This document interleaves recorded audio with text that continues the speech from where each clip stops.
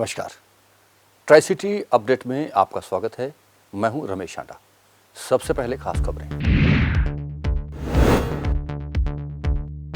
Barricade तोड़ मध्य मार्ग तक पहुंचे किसान, पुलिस से झड़प के बाद डीसी ने लिया ज्ञापन।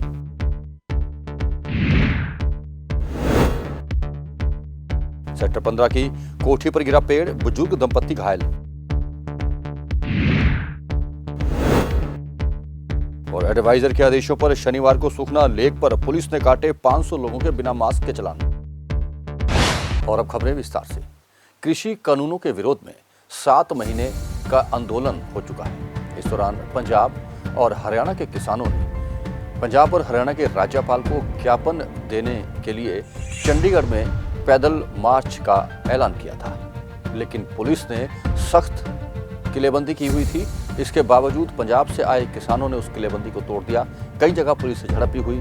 पानी के वाटर कैनन भी किसानों पर छोड़े गए, लेकिन किसान फिर भी हजारों की संख्या में मध्य मार्ग तक पहुंच गए, जहां पुलिस ने उन्हें बामुश्किल रोका।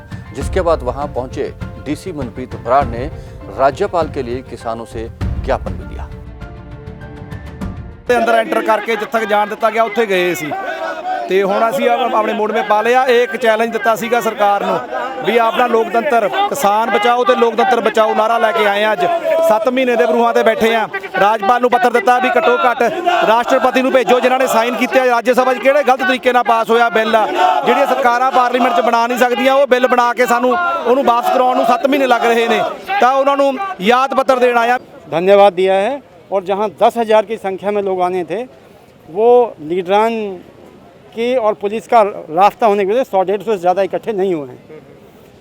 और इतने बड़े आंदोलन में अगर किसी ने कुछ छोटी मोटी किसी पक्ष से गलती हुई है तो उसको मिल बैठ करके सुलझा दिया जाएगा। ओवरऑल शांतिपूर्वक इनका प्रदर्शन पंजाब के बॉर्डर पे चंडीगढ़ और हरियाणा के बॉर्डर पर पंचकुला में दोनों को रोका गया। जो हरियाणा से पूरे ऑर्डरली तरीके से सिर्फ 5 ही लोगों का मेमोरेंडम लिया है, और यहाँ पर थोड़ा संख्या ज़्यादा थी, इसलिए कंटेन करने में थोड़ी तकलीफ हुई। जो अभी आपने देख लिया, पूरी तरह से शांतिपूर्वक मसला हल हो गया। इनका मेमोरेंडम ले लिया है, जो कंसर्न क्वार्टर तक पहुँचा दिया जाए। वहीं संयुक्त किसान मोर्चा की ओर से पंचकुला की ओर से भी चंडीगढ़ में पैदल मार्च का ऐलान किया गया था। नाडसा में इकट्ठे हुए हजारों किसान चंडीगढ़ आना चाहते थे, लेकिन पुलिस के भारी भरकम प्रबंधों के चलते पंचकुला बॉर्डर पर ही किसानों ने राज्यपाल के लिए ज्ञापन सौंप दिया। किसानों का नेतृत्व कर रहे योगेंद्र यादव ने कहा है कि प्रधानमंत्री को अहंकार हो गया, जिसे तोड़ने के लिए किसानों को ही कुछ करना होगा। उन्होंने कहा कि वह बार बार सरकार से आह्वान कर रहे हैं कि वह किसान बिल को लेकर किसानों से बातचीत करें, लेकिन सरकार उनकी बात नहीं मान रही। उन्होंने साफ किया कि यह आंदोलन तब तक चलेगा जब तक कि कृषि कानून वापस नहीं ले जाते।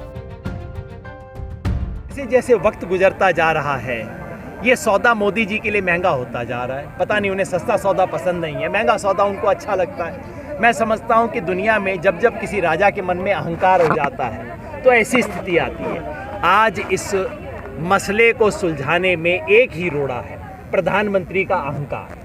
और जब प्रधानमंत्री को इतना अहंकार हो गया है तो मैं समझता हूँ अहंकार की तो इलाज करना पड़ेगा।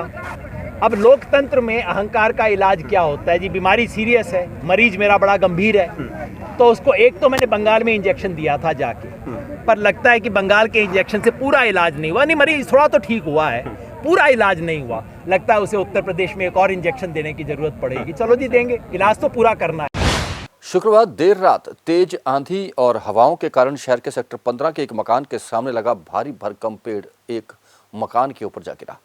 मकान नंबर 1221 पूरी तरह से क्षतिग्रस्त हो गया, जिसमें सो रहे बुजुर्ग दंपत्ति भी घायल हो गए हैं, जिन्हें सेक्टर 16 के अस्पताल में भर्ती करवाया गया है, जहां उनका इलाज चल रहा है।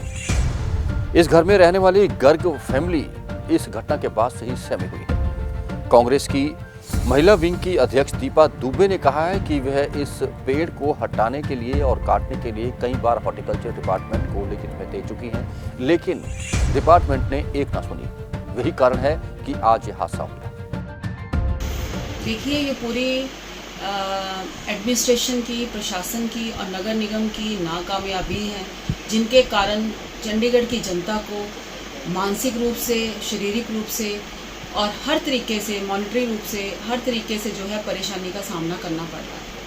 ये जो 1221 में दंपत्ति रहते हैं ये सीनियर सिटीजन हैं और सीनियर सिटीजन होने के नाते इन्होंने 1 महीना पहले कंप्लेंट भी दी थी कि हमारे यहाँ का जो पेड़ है जो ग्रीन बेल्ट में लगा हुआ है वो बिल्कुल जड़ें छोड़ चुका है और ये किसी भी वक्त गिर सकता है।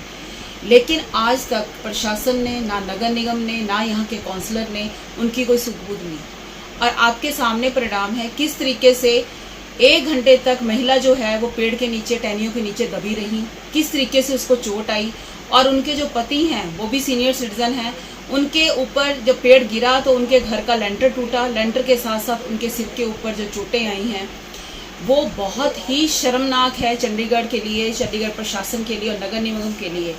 मुझे तो ये बात आपके थ्रू कहने में कोई संकोच नहीं है कि रोड गली की बात करो तब इनसे कोई काम नहीं होता, जल जमाव हो जाता है। हमने यही अपील की है कि ये चीज़ जो है दोबारा दोहराई ना जाए, किसी और शहरवासी के साथ ना हो सके। दिन में आप देखते हैं जब भी आंधी आती है कितनों की गाड़ियां टूटती हैं, कितनों के घरों के ऊपर पेड़ गिरता है, कितनी झुग्गियों वाले बेचारे मर जाते हैं। आप गरीब की बात तो छोड़ो, जो एक व्यक्ति आवाज़ उठा रहा है, एक सीनियर सिटीजन है, आप उसको बोलते हो कि हम बहुत इज्जत सीनियर सिटीजन को देते हो, तो क्या इज्जत दी आपने? एक पढ़े लिखे दंपत्ति के साथ ये हादसा हुआ, ये हादसा ज़्यादा भी हो सकता था, उनकी जानें भी जा सकती थी। तो इसके लिए उनको जो उचित मुआवजा है उसकी हम मांग करते हैं। पंजाब के पूर्व उप मुख्यमंत्री सुखबीर सिंह बादल शनिवार को कोटकपुरा गोली कांड की जांच कर रही एसआईटी के सामने पेश हुए। एसआईटी ने तत्कालीन मुख्यमंत्री प्रकाश सिंह बादल से पूछताछ के बाद अगले ही दिन सुखबीर बादल को भी समन भेजे थे, जिसके बाद सेक्टर 32 में स्थित एसआईटी ने एक कार्यालय में उनसे लंबी पूछताछ की है। पंजाब हरियाणा हाईकोर्ट के निर्देश पर राज्य सरकार द्वारा गठित की गई नई एसआईटी यह पता लगाने का प्रयास कर रही है कि 2015 में हुई इस गोलीकांड का जिम्मेदार कौन था। आपको बता दें कि उस वक्त बादल सरकार होंद में थी। जिवें एमरजेंसी लगी असीं ते कोऑपरेट करने वास्ते भावें सानू सारिਆਂ ਨੂੰ पता है कि ये सोनिया गांधी ते राहुल गांधी ने जिहड़ी ताज़ा स्क्रिप्ट दिल्ली 'च लिख के ते जिहड़ी 3 दिन की ट्रेनिंग कराई है इन्हां नूं अकाली लीडरशिप नूं बदनाम करन दी, ये उस स्क्रिप्ट नूं जिहड़ा हैगा पूरा किया जा रहा। पर फिर भी सारी देखो सीनियर लीडरशिप है, पीसफुली अपने लीडर के नाल चट्टान वांगू खड़ी है, कोई रौला पाउण वास्ते तो आया नहीं। लेकिन फिर भी जिहड़ी है रुकना किसी भी तरीके जायज़ नहीं होंदा। डेमोक्रेटिक केस दे विच साडे भी कोई राइट्स है, कोई किसी के काम 'च विघन नहीं पा रहे। लेकिन जे सुनील जाखड़ राहुल गांधी की अनाउंसमेंट करेगा कि राहुल गांधी सुनिश्चित करनगे इन्हां नूं किवें फड़ना, इन्हां नूं किवें फ्रेम करना, तो हुण फ्रेम के जिहड़े डिक्शनरी मतलब है वो सानू जनता नूं समझाउण वास्ते बाहर तो आउणा पऊगा। ये तो नहीं कि अगे एडा वड्डा खिलवाड़ एक कुंवर विजय प्रताप के राही 4.5 साल एडे गंभीर मसले का खिलवाड़ जिहड़ा वो कीता गया ते वो नंगा होया ते हुण दूजी स्क्रिप्ट जिहड़ी है दिल्ली फिर बुला के सोनिया गांधी ते राहुल गांधी ने इन्हां नूं फड़ाती। ये कोई अज नहीं, इंदिरा गांधी के टाइम तो यही कुछ चलता है, कोई नवी गल नहीं है। इस करके अकाली लीडरशिप जानती है इन्होंने चीज़ों को काउंटर कितना करना। इस करके असीं ते फिर भी उसके बावजूद भी पीसफुली कोऑपरेट करने वास्ते इत्थे पहुंचे। 22 जून की रात को पानी को लेकर हुए झगड़े में एक भाई ने अपनी भाभी और भाई पर चाकू से वार कर दिया था, जिसमें भाभी की उसी समय मौत हो गई थी और उसका भाई गंभीर रूप से घायल था। बीती रात घायल हुए भाई ने भी दम तोड़ दिया। पुलिस ने हमला करने वाले पंजाब पुलिस के एएसआई को गिरफ्तार कर लिया था, जो कि अब जेल में जा चुका है। कोरोना अभी खत्म नहीं हुआ है, लेकिन लोग अभी भी कोविड प्रोटोकॉल की पालना नहीं कर रहे। नए आए प्रशासक के सलाहकार धर्मपाल के निर्देशों पर पुलिस और प्रशासन कोविड गाइडलाइन की पालना नहीं करने वालों पर सख्त हो गई है। इसी सिलसिले में आज दूसरे दिन भी पुलिस और अन्य विभाग के अधिकारियों ने चलानिंग का अभियान चलाया। सुखना लेक सहित शहर के कई स्थानों पर चालान काटे गए। देर शाम तक 500 से अधिक चालान काटे जा चुके थे। कोरोना महामारी और उसके बाद लॉकडाउन में आम आदमी का जीना मुहाल हो गया था। इसी की मार झेल रहे हैं टैक्सी ड्राइवर। पेट्रोल और डीजल के आसमान छूती कीमतें और लॉकडाउन ने टैक्सी ड्राइवर के कारोबार पर सबसे अधिक प्रभाव डाला है। टैक्सी ड्राइवर अब अपनी टैक्सियां बेचने पर विवश हो गए। कई महीनों से उन्होंने फाइनेंसरों की और बैंकों की किस्त नहीं दी है, जिसके चलते बैंक और फाइनेंसर उनके वाहन उठा रहे हैं। इन चालकों के पास कोई और चारा भी नहीं बचा। इन चालकों ने अपील की है कि उन्हें इस दौर से निकालने के लिए सरकार उनकी मदद करे। लॉकडाउन में मोदी सरकार ने 15-15 लाख का पैकेज दिया था, जो सबको दिया, बहुत अच्छा काम किया उसने। अब उसके कारण हमारे गरीब किसान भाई भी रोड पे आ रहे हैं। जो मोदी की नीति है वो अच्छी नीति चल रही है, वो देश को आबाद नहीं बर्बाद करने पे लगा है। और जो हमें अपनी राज्य सरकार से कोई उम्मीद रही नहीं है, जैसे कि टैक्स उल्टा कम करने थे, छूट देनी थी, छूट तो क्या देनी, उल्टा उन्होंने टैक्स बढ़ा दिए हैं। जो हमारा 2500 का परमिट साल का नहीं होता था वो 25,000 रुपये कर दिया साल का। हर चीज़ की महंगाई हो रही है, सुनवाई कोई नहीं है, ना कोई टैक्स की छूट है, ना कोई इंश्योरेंसों की छूट है। दिन पर दिन महंगाई हो रही है। कस्टमर बोलता है रेट कम करो, रेट कहाँ से कम करें।